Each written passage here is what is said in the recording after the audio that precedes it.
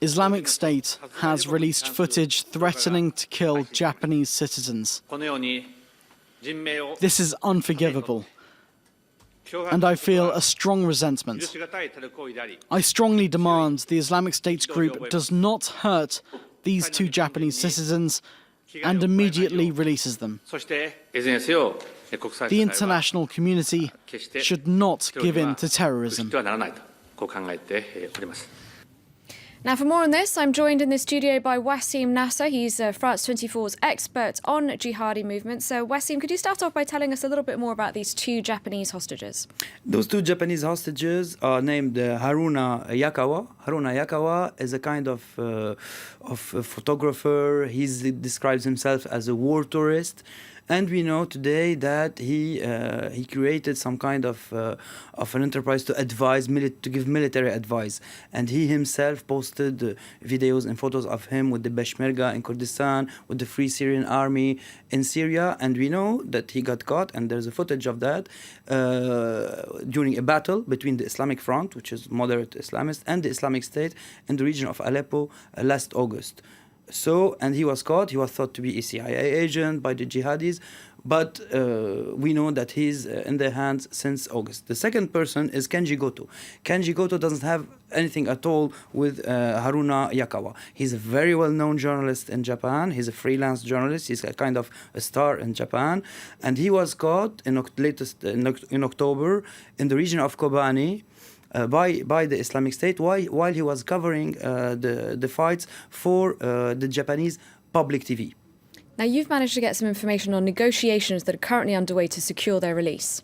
Yes, I got to contact Shamil Tsunokeya, which is also a known journalist in Japan. He covered Afghanistan, Chechnya, and he went many times in Syria. And we have to remember that Kenji Goto went more than 8 times to Syria. So Shamil doesn't know him personally, but he tried to negotiate for his liberation.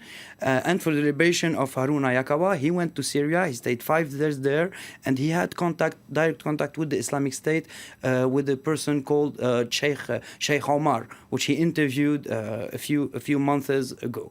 So he was in negotiation with the Islamic State. He stayed 5 days in Raqqa.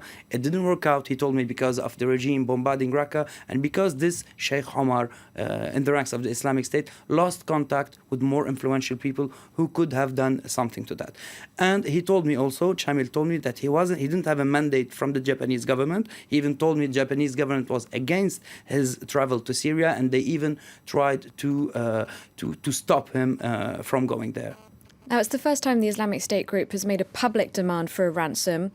Why do you think it's doing this and now? Why now? I think that this comes like a few days after Shinzo Abe declared that more than $200 million are going to be given in non-lethal aid in the kind of the confrontation with the Islamic State. And I guess that they are reminding and they are trying to put pressure on the public opinion in Japan, saying that each hostage, his cost is $100 million. But I guess this is just for propaganda reasons, because they know that the Japanese aren't going to pay, and it is actually the first time that they demand or ask for a ransom publicly this way. So I guess this is just to put in context what they are going to do in the upcoming days. Okay, thank you very much indeed for that analysis, Wassim.